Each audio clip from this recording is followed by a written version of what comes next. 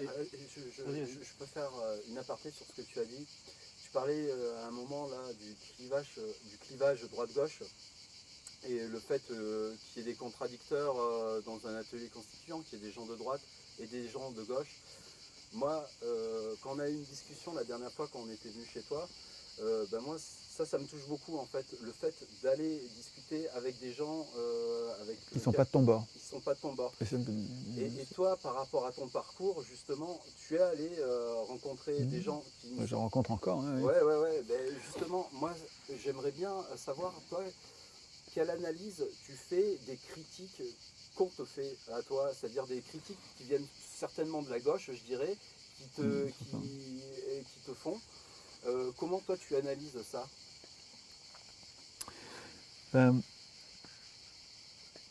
Bon, d'abord, il y a deux cas de figure. Il y a les gens qui sont de bonne foi et de mauvaise foi.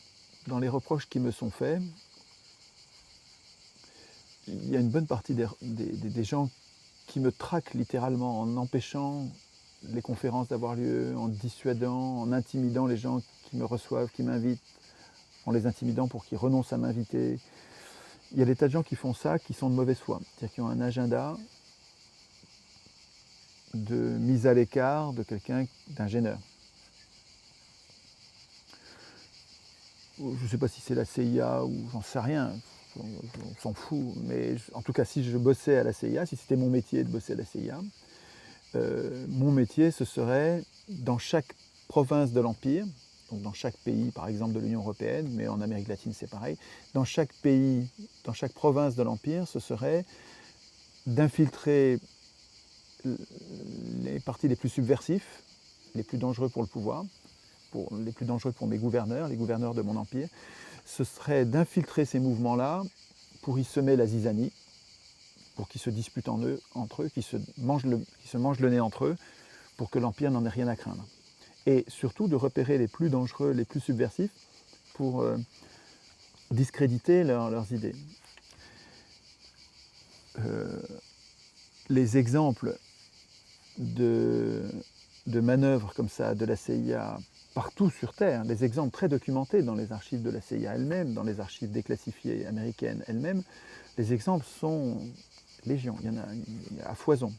Donc, je ne vois pas pourquoi la CIA se serait arrêtée de faire ça, et donc il y a sûrement dans la gauche française, comme allemande, comme italienne, etc., il y a sûrement dans la gauche des agents étrangers dont le boulot est simplement, et c'est de bonne guerre, ça se comprend, c'est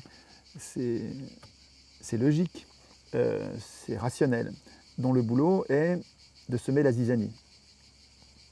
Donc, je ne parle pas de cela, je ne sais pas qui c'est, hein. Je ne sais pas ceux qui sont de mauvaise foi et ceux qui sont de bonne foi, mais il n'y a aucune chance pour que j'arrive à convaincre ceux qui sont de mauvaise foi, puisque eux, ils font un boulot de cinquième colonne, tu vois, ils sont d'infiltration dans un pays étranger pour l'affaiblir. Par contre, il y a parmi les gens que j'aime bien de gauche, et qui sont vraiment des gens plus que j'aime bien, des gens que j'admire, enfin des gens vraiment que je respecte énormément, et qui maintenant me considèrent comme un ennemi. Eux me considèrent comme un ennemi, moi je ne leur renvoie pas cette détestation, je continue à les aimer. Mais eux, je sais bien qu'ils ne sont pas des agents de l'étranger, et j'essaye de m'expliquer comment ils en arrivent à imaginer que je puisse, moi, être dangereux, alors que je me bagarre pour la même chose qu'eux, simplement avec un chemin différent qui, moi, me paraît plus cohérent, plus respectueux des autres, de ceux qui ne sont pas de notre bande. Comment est-ce qu'on en arrive là? Comment est-ce qu'on en arrive à ce que un anarchiste comme Schwarm, j'ai un moment d'hésitation à dire anarchiste, parce que anarchiste, c'est un archipel, les anarchistes. C'est plein de gens très différents. Parmi les anarchistes, c'est tous ceux qui se méfient des pouvoirs, tous ceux qui résistent à la domination. Et pour moi, l'anarchie, c'est très proche de démocratie. La démocratie est une résistance à la domination. Mais je sais bien qu'il y a des anarchistes qui sont, j'allais dire des salopards, peut-être que c'est trop dur, mais enfin, oui, des salopards. Je pense quelqu'un comme Stirner. Quand je lis Stirner, c'est un salaud, quoi. C'est quelqu'un qui dit ma force est mon droit, et je peux faire ce que je veux jusqu'à ce que je tombe sur quelqu'un de plus fort que moi. À lui, il conteste les pouvoirs. Il renie toute légitimité à tous les pouvoirs, donc c'est un anarchiste. mais c'est un anarcho-capitaliste, quoi. C'est un anarchiste dominant, et c'est une toute petite partie des anarchistes, mais ça existe. Et donc je me reconnais pas du tout chez Stirner. Sade, ça pourrait être un anarchiste aussi. On pourrait dire que c'est un anarchiste, quelqu'un qui résiste. Hein. Et je ne suis pas du tout sadien. Et je sais bien qu'il y a des tas d'anarchistes qui me voient comme leur pire ennemi. Parce que moi, j'essaye d'organiser les pouvoirs pour les limiter au dernier degré, les limiter, les tenailler. Et ça me paraît plus malin d'avoir un État que nous avons institué nous-mêmes en apprenant, mais en apprenant à nos enfants, pas à des spécialistes, pas à des juristes, en apprenant à tous nos enfants, en leur apprenant à se méfier des pouvoirs et en instituer les pouvoirs en les tenaillant. Ça me paraît être de mon point de vue, c'est une vision anarchiste, cohérente, qui accepte l'État, à condition qu'il soit cornaqué par les citoyens eux-mêmes. Et je fais ça parce que je ne vois pas de manière de protéger les faibles, les femmes, les enfants, les faibles, les malades, les étrangers. Je ne vois pas de manière de protéger les faibles contre les forts, contre les abus de pouvoir des forts physiquement ou ceux qui ont des armes, autrement qu'avec une puissance publique qu'on a dotée, que nous avons décidé de doter d'une puissance plus forte que le plus fort de nous tous. Et c'est cette puissance publique qui nous protège tout le monde contre les plus forts. Parce et nous l'avons rendue plus forte exprès, pour qu'elle puisse obliger les forts à se tenir bien. Et je ne vois pas d'autre moyen qu'une puissance publique pour empêcher les forts de martyriser les faibles. C'est pour ça que je tiens à un État. Et je sais bien que tous les États du monde ont jusqu'ici été des carcans, des facteurs de guerre terribles. C'est les États qui font les guerres, ce n'est pas les hommes. Les hommes, ils font des disputes, ils font des batailles, ils font des bagarres. Mais c'est les gouvernements qui font des guerres. Et donc je comprends ça. Mais ce n'est pas parce que ça s'est toujours passé comme ça que ça se passera toujours comme ça. Je pense que si les États ont toujours été pour l'instant des outils asservissants, c'est vrai ça. Et je dénonce ces États-là comme les anarchistes. Mais je pense que si ça a toujours été comme ça, c'est parce que nous n'avons pas encore été foutus de devenir constituants. Les humains n'ont pas encore muté en constituants. C'est-à-dire capables de faire de la politique à un cran au-dessus de la décision politique, à un cran au-dessus en disant pour que la société soit pacifiée, il faut désigner les acteurs comme ça, il faut contrôler les acteurs comme ça, il faut appliquer la Constitution avec des soldats, il faut qu'il y ait des citoyens constituants pour appliquer la Constitution. Et il faut que les humains gardent la main sur tout ce processus avec telle et telle procédure.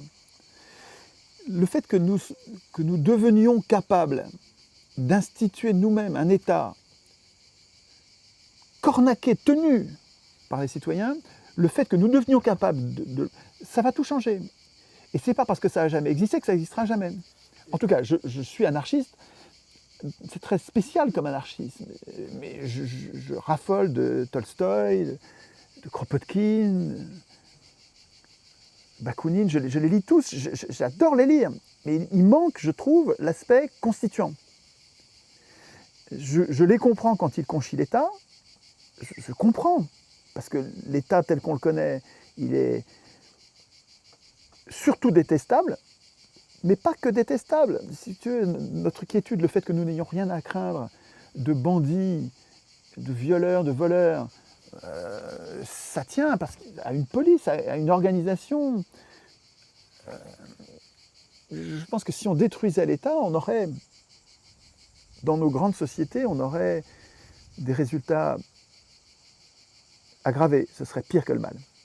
Donc, en tout cas, pour répondre, parce que je reviens à la question, là j'ai résumé mon point de vue et en quoi, à mon avis, il est très très profondément de gauche, dans l'idée que je me fais de la gauche, c'est-à-dire l'intérêt général et la lutte contre toute forme de privilège. À mon avis, le fait que les gens de gauche qui me détestent aujourd'hui de façon si c'est incohérent, c'est apparemment incohérent. Je crois que ça tient à une vision, et ils ne peuvent pas faire autrement, je le comprends, je ne leur en veux pas, enfin je le regrette, je le déplore, c'est très triste, mais je ne leur en veux pas, je le comprends, à une vision politicienne. Je pense que ces gens-là font de la politique depuis beaucoup plus longtemps que moi, et donc ils ont été de tous les combats politiciens, politiques dans le cadre de l'élection, dans le carcan de l'élection. Ces gens-là, Raoul Marc Génard, Frédéric Lordon, des gens que j'aime beaucoup, quoi, ont passé leur vie à penser la politique dans ce cadre contraignant pour la pensée, de l'élection. Or, pour moi, l'élection, qui n'est pas du tout la seule procédure possible, c'est la procédure que nous avons adoptée il y a 200 ans, c'est très récent dans l'histoire des hommes. C'est l'élection qui nous a conduits et qui nous conduira fatalement par construction, l'élection parmi des candidats qu'on peut aider, nous conduit à aider, nous conduit à fabriquer les partis politiques qui vont aider le mieux le candidat qu'on veut voir gagner. Et ça ne sert à rien d'interdire les partis politiques. L'élection va conduire les hommes à vouloir des partis aussi fortement qu'ils veulent vivre.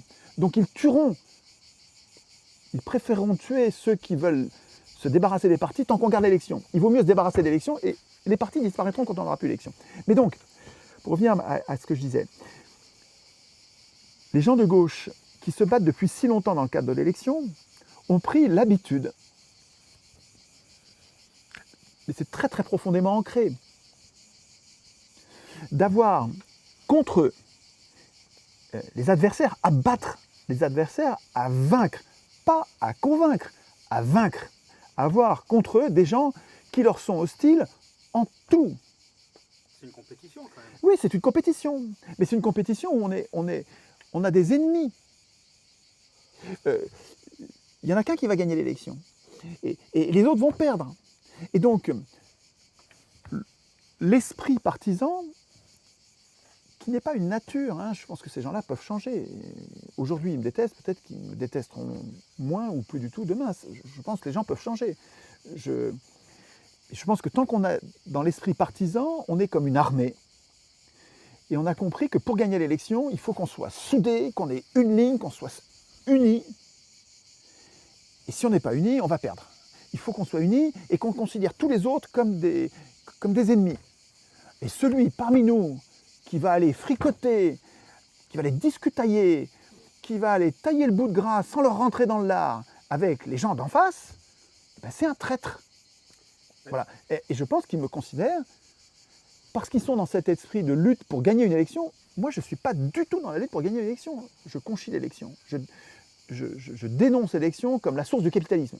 Donc, je ne suis pas dans l'élection, je ne veux pas gagner une élection, et je ne respecte pas les codes de l'élection. Donc, je ne suis pas dans une armée je ne considère pas les autres comme des ennemis. Le mec qui est royaliste, moi, c'est super dangereux. L'idée royaliste, elle est super dangereuse, mais je le considère comme un humain qui a ses raisons d'être royaliste. Et d'abord, je ne le rends pas responsable de tout ce qu'ont fait ses ancêtres royalistes, qui étaient des abominations que je connais, mais le jeune royaliste d'aujourd'hui, je ne le rends pas responsable de ce qu'ont fait ses parents, d'abord. Et puis, il est très important pour moi de le comprendre pour pouvoir confronter son point de vue et mon point de vue, pour voir à quel endroit il se trompe, ou je me trompe, d'ailleurs c'est peut-être moi qui me trompe. Mais je suis fort dans mes convictions, et c'est pas parce que je parle à un royaliste que je vais devenir royaliste. Donc, j'ai besoin de parler à ce royaliste qui est si différent de moi sur le projet politique qu'il a. J'ai besoin de lui parler à la fois pour moi le comprendre, et à la fois pour que lui me comprenne. Il ne va m'accepter, mais c'est facile à comprendre ça, enfin, normalement, si on est normalement constitué, on peut comprendre qu'il ne va m'accepter dans son cercle de discussion que si je le respecte, et réciproquement.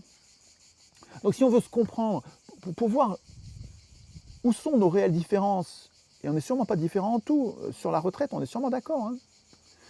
Sur le nucléaire probablement aussi, etc. Il y a des tas de sujets sur lesquels on va être d'accord. Sur la finance, on va être d'accord. Et puis il y a des sujets sur lesquels on est désaccord. Il va falloir qu'on construise nos désaccords. C'est-à-dire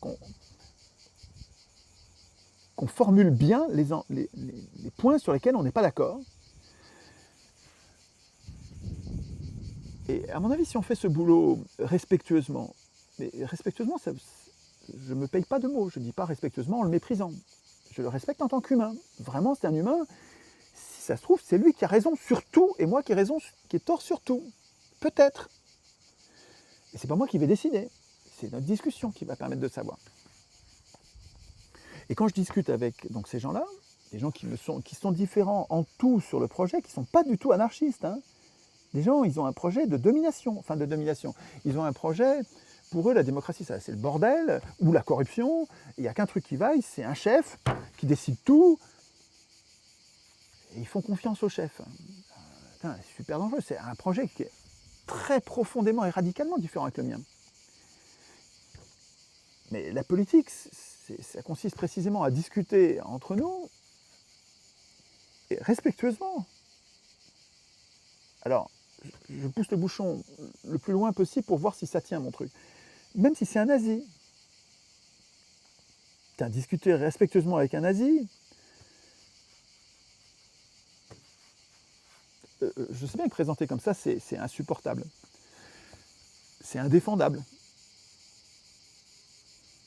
Mais poussez votre propre logique, vous qui dites que c'est indéfendable, qu'on ne peut pas discuter avec un nazi ou avec un affreux, un nazi ou un affreux raciste. Prenez un vrai affreux et poussez votre raisonnement jusqu'au bout. On ne peut pas discuter avec lui du tout. Il ne faut pas, c'est interdit de discuter avec lui. Qu'est-ce que vous êtes en train de dire? Que c'est quoi? C'est un sous-homme? C'est quoi? C'est une bête? Il faut le tuer? Il faut quoi? Il faut le mettre en prison? Il n'a pas de droit politique? C'est un peu, la politique, c'est précisément de discuter avec les gens avec qui on est le plus en désaccord, pour éviter de se taper sur la gueule. C'est un peu ce qu'on t'a proposé, non? Des coups de pelle, non? Oui, ça c'est... C'est un peu le même principe. Ça c'est des intimidations, mais c'est pas important ça. Mon cas personnel n'est pas très important. Oui, et c'est vrai qu'il y a des gens qui sont si peu démocrates qu'ils intimident leurs adversaires à coups de pelle, ou de coups divers. Mais un excès n'en justifie pas un autre. C'est pas parce qu'il y a parmi nos adversaires des gens qui sont des brutes épaisses, qui n'ont pas envie de discuter, qui ont envie que de taper. C'est pas pour ça qu'il faut devenir comme eux. Enfin, je ne veux pas me ravaler au rang dégradant de celui qui veut me taper brutalement. Et je continue à avoir besoin, même si ça me coûte les yeux de la tête, c'est affreux de voir tes amis, des gens auxquels tu tenais, beaucoup quoi, à gauche, qui s'éloignent, parce que je deviens quoi, infréquentable, parce que je dis que la Constitution, elle ne sera pas de gauche, elle ne sera pas de droite. Elle va être écrite par tout le monde. Et que donc il faut que nous soyons prêts, même si nous, on est législativement à gauche, il faut qu'on accepte au niveau constituant, pour sortir de la prison politique, il faut qu'on accepte de discuter avec les gens de droite. Sachant que ce sur quoi on va tomber d'accord, ce n'est pas les lois, c'est la Constitution. C'est autre chose. Si tu veux, les copains, moi je continue à dire copains, même si eux me considèrent maintenant comme un ennemi ou un idiot. Les copains de gauche, ils n'arrivent pas, je crois, hein, j'espère que c'est ça, ils n'arrivent pas à comprendre que je ne suis pas sur le plan législatif.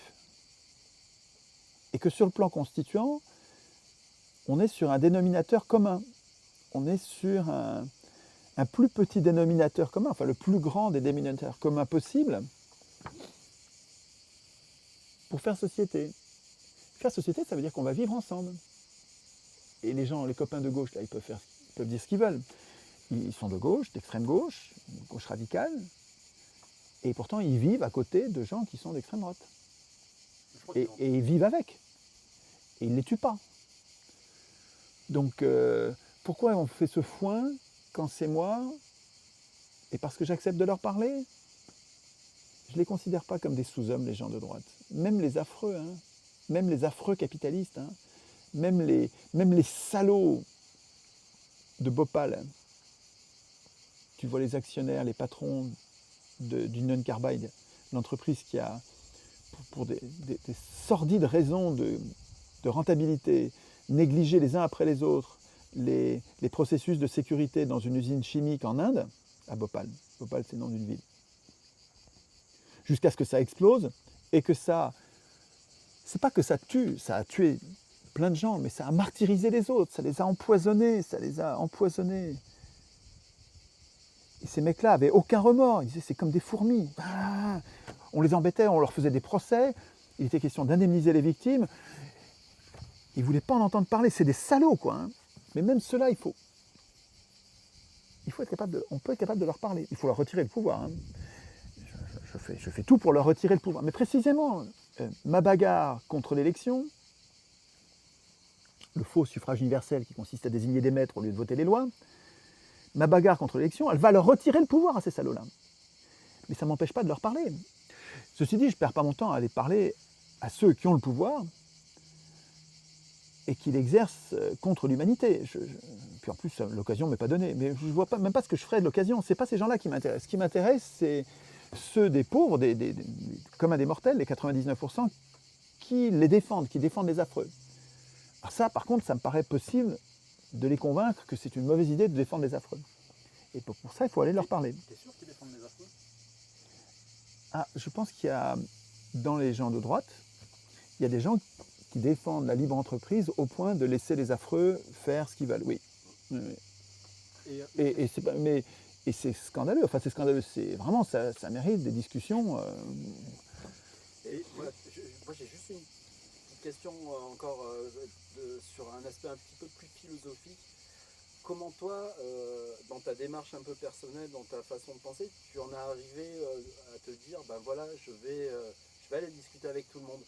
C'est pas moi qui suis allé discuter avec tout le monde. C'est quand ils sont venus que ça m'a intéressé de le faire et que je l'ai fait. Tu as eu une opportunité, quoi, en fait. Oui, voilà. Parce que ça vient tout le temps, les opportunités. Parce qu'en fait, les gens de droite, j'ai l'impression, sont beaucoup moins sectaires que les gens de gauche. Les gens de droite n'arrêtent pas d'essayer de tendre leur micro aux gens de gauche.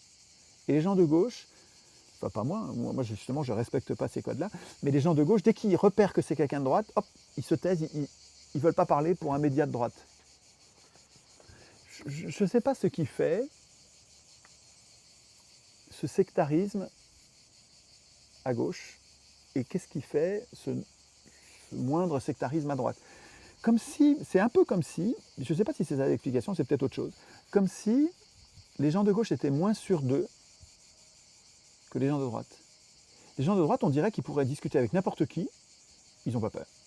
Ils peuvent même parler sur un média de gauche, un média de droite, ils s'en foutent, ils parlent, ils n'ont pas peur. Ils n'ont pas honte d'aller défendre leur point de vue sur un média de gauche. Alors que les gens de gauche, je ne sais pas ce que c'est que je comprends pas. Moi, j'ai pas cette aversion-là des médias de droite.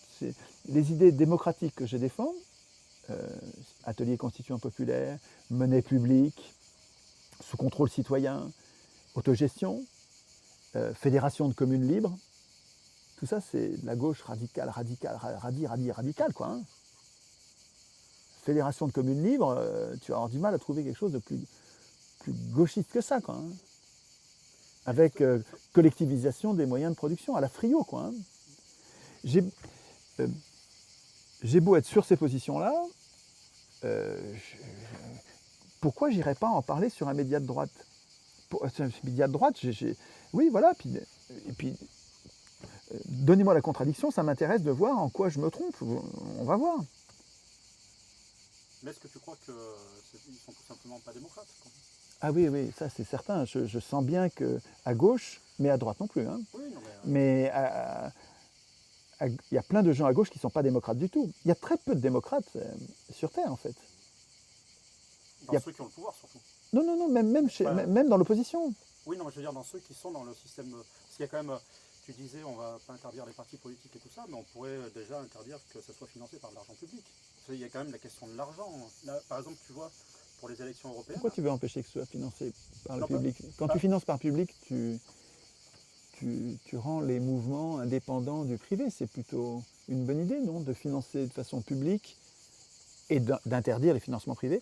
Donc de limiter le financement au financement public, de façon à ce que tout soit financé de la même manière. C'est peut-être que je me trompe, hein, mais ça me paraît une bonne idée. Qu'est-ce qui te paraît problématique Parce que là, là-dedans? aujourd'hui, par exemple, là, on va approcher des européennes. Hmm. À gauche, on va avoir 5 listes, parce que des partis sont en compétition. Oui. Et en même temps, le Front National, on lui a fait une saisie de 2 millions d'euros Oui. pour lui empêcher de faire campagne pour les. Donc il y a quand même plus qu'une partie politique, il y a quand même une grosse partie d'argent. Oui, mais ça c'est conjoncturel. Ce dont tu me parles, c'est une péripétie. On n'est pas dans les structures. Je ne connais pas le sujet là. J'ai vu passer cette histoire sur le Front National, mais je ne sais pas quels sont les tenants et les aboutissants.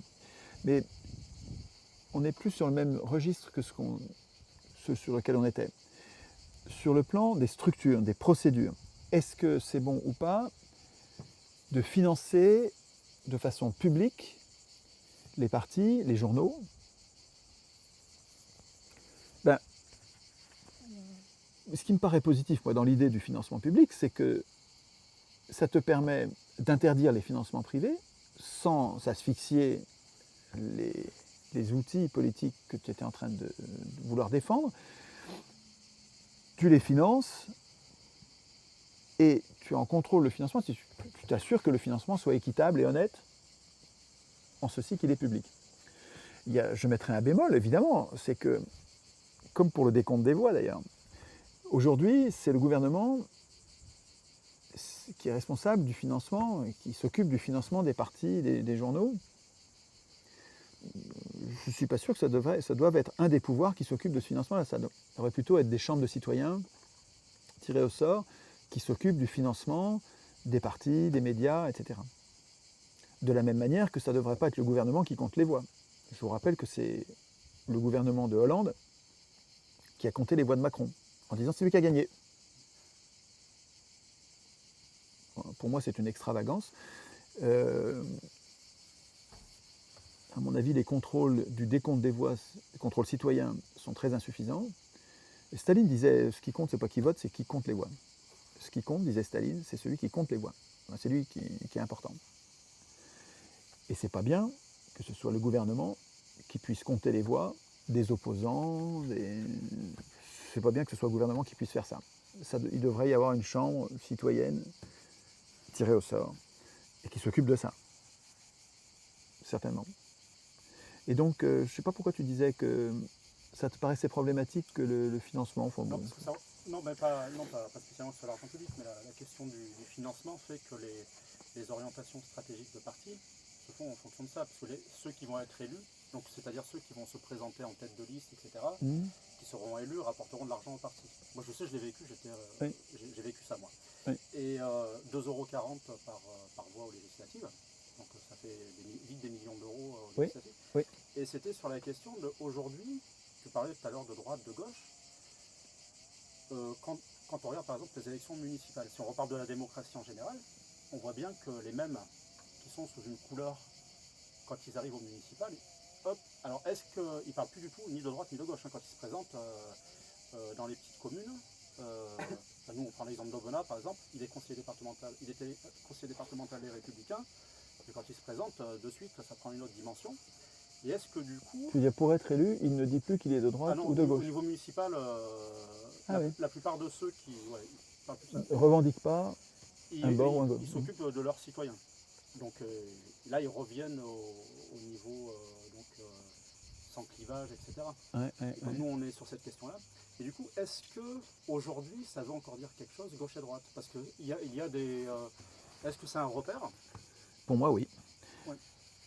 Mais il faut comprendre que c'est compliqué d'en faire un repère parce que, comme avec tous les mots importants, les riches, les dominants du moment, depuis 200 ans, ont mis tous les mots à l'envers. Ils appellent constitution une anticonstitution, ils appellent citoyens des électeurs, ils appellent suffrage universel le fait de désigner des maîtres au lieu de voter les lois, ils appellent démocratie un régime dans lequel le peuple n'a aucun pouvoir, le démos n'a pas de kratos, et ils appellent gauche la droite. Et c'est pas d'hier. Thiers, l'assassin, le criminel Thiers, celui qui a massacré la commune. Il avait d'ailleurs, avant la commune, il tirait déjà sur les mineurs en grève, les ouvriers en grève. Il a fait massacrer une rue entière pour donner l'exemple, pour que les autres se taisent. Donc Thiers, c'était un assassin,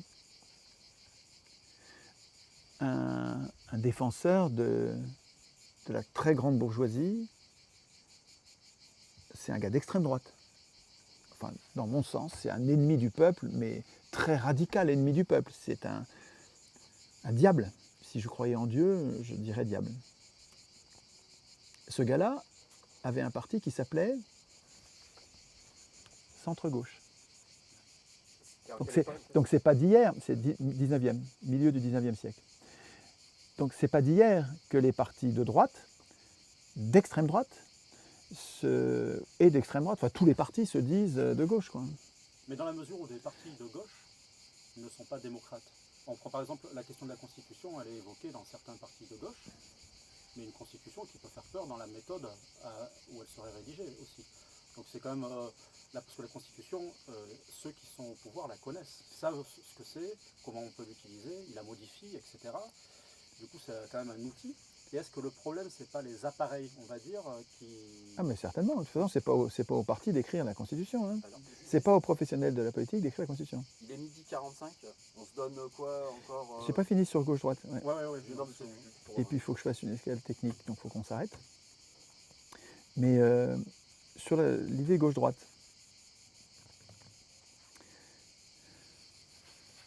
le mot gauche a été mis à l'envers depuis 200 ans. 150 ans. Le mot gauche a été mis à l'envers. C'est-à-dire qu'on appelle gauche des gens de droite. Ça complique. Alors ça amène les gens à se dire gauche-droite, ça ne veut plus rien dire. Je ne suis pas d'accord du tout. De la même manière que démocratie désigne un régime dans lequel le démos n'a aucun kratos. Ça veut dire que démocratie ne veut plus rien dire. Mais non. Non, ça ne veut pas dire ça. Démocratie veut toujours dire quelque chose. Simplement, il faut contester le mésusage, le mauvais usage des mots. Et refuser d'appeler gauche qui est droite, c'est tout. Mais la gauche, ça a toujours un sens. Simplement, la plupart des gens qui se disent de gauche ne le sont pas. La plupart des gens qui se disent de gauche ne le sont pas. Pour moi, le mot gauche-droite a tout à fait un sens. Hein. Avec le vocabulaire d'aujourd'hui, la gauche défendrait l'intérêt des 99%, l'intérêt général. L'intérêt général.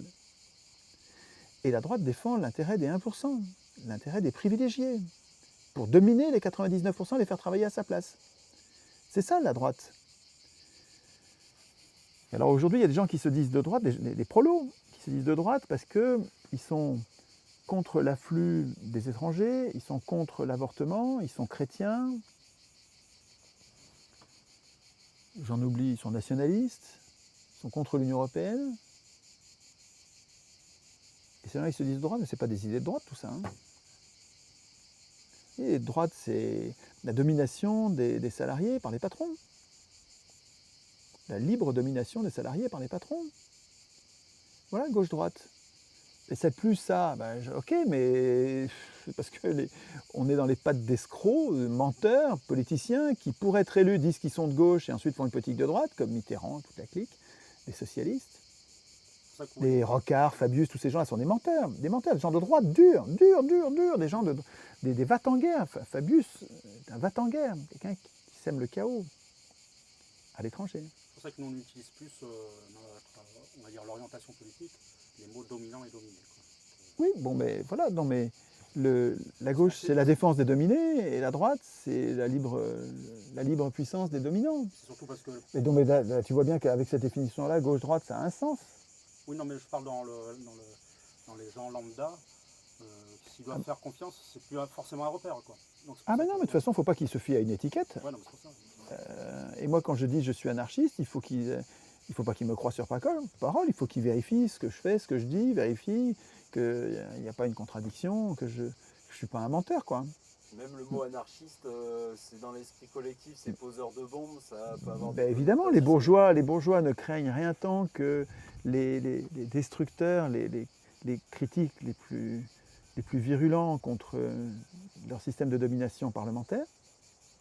Et donc, les grands bourgeois ont évidemment calomnié et sali l'image des anarchistes en les présentant comme des... Tu sais que les poseurs de bombes de la fin du 19e siècle, c'est la police bourgeoise qui fabriquait les bombes et les mettait dans les mains d'excités déséquilibrés. Donc c'est la police elle-même qui armait les anarchistes pour qu'ensuite on puisse discréditer complètement le mouvement, emprisonner les autres. Mais il faut faire un peu d'histoire pour s'apercevoir que les idées anarchistes, la plupart du temps, sont pas du tout violentes et pas du tout déraisonnables. C'est très très bien pensé. Hein. Lisez Tolstoï, lisez Kropotkin, vous allez voir, c'est enthousiasmant, c'est ce qu'il nous faut, quoi. Hein. Alors Tolstoï, il va peut-être trop loin, il est très radical, hein, c'est un vieux monsieur très... Je ne connaissais pas du tout Tolstoï anarchiste, j'ai découvert ça avec Guillemin, il y a une série de, je ne sais plus si c'est 12 ou 15 conférences d'une demi-heure de Guillemin sur Tolstoï. C'est magnifique, j'ai écouté ça plusieurs fois, la série plusieurs fois, c'est... Je ne savais pas ça. Bon, je ne vais pas ouvrir une parenthèse sur Tolstoï. Enfin, Tolstoï a été un grand écrivain bourgeois. Il était noble. Il avait, je ne sais plus combien, 100, peut-être plusieurs centaines de paysans qui travaillaient pour lui. Il était très riche. Il était très connu. Il était très riche par ses écrits. Il était mondialement connu pour ses romans. C'était le premier écrivain russe qui parlait du peuple sans le mépriser. Et ça, les gens aimaient beaucoup. Donc les gens le lisaient avec plaisir. C'était un grand écrivain. Et vers la cinquantaine, c'est souvent vers la cinquantaine que ça se passe, hein. Ça s'est passé comme ça pour Victor Hugo, pour Rousseau, pour Tolstoï et pour d'autres. Vers la cinquantaine, ça lui a pris, il est devenu anard, il voulait tout donner à ses paysans, il s'est mis à vivre avec eux, et eux se méfiaient de lui parce qu'ils avaient une méfiance de classe, parce qu'ils étaient tout le temps martyrisés par les riches depuis toujours. Donc un riche qui vient avec eux pour apprendre à labourer, traire, faire des chaussures, fabriquer les objets de tous les jours, et qui voulait tout leur donner, il se méfiait de lui. Il n'a jamais réussi à obtenir, je crois, vraiment leur confiance. C'était un crève-cœur pour lui. Mais c'est très, très émouvant. Ce que Guillemin nous apprend de lui est très, très utile. C'était un type formidable. Et alors, on s'aperçoit qu'il avait... Je crois qu'il a écrit 90 bouquins, donc il y a 90 bouquins, ça ne tient pas dans cette largeur. Donc tous les livres qu'il a écrits en russe de sa vie, et en français, on a peut-être... Bon, il y a les trois grands romans qui sont traduits évidemment, mais dans le reste, dans tous ces pamphlets politiques anarchistes, il y a... Ben moi, j'ai 4 ou 5 petits bouquins traduits, il n'y en a pas assez, hein, il n'est pas traduit. Et Guillemin, c'est un chemin de découverte. Vous lisez écoutez ce que Guillemin écrit sur Rousseau. Je cherche des livres audio. Alors, mais en fait, c'est des conférences. Il a écrit 60 bouquins, là-haut, presque tous les bouquins de Guillemin. Mais il les parlait. Et c'est scotchant. Il est scotchant. Tu écoutes, tout de suite, tu sens que c'est quelqu'un qui te veut du bien et qui est honnête et qui va t'expliquer, incroyablement savant, et qui va t'expliquer des trucs super importants. La série de Guillemin sur Napoléon, ça remue. Hein. Et la série de Guillemin sur la Commune de Paris, la plus belle. Hein.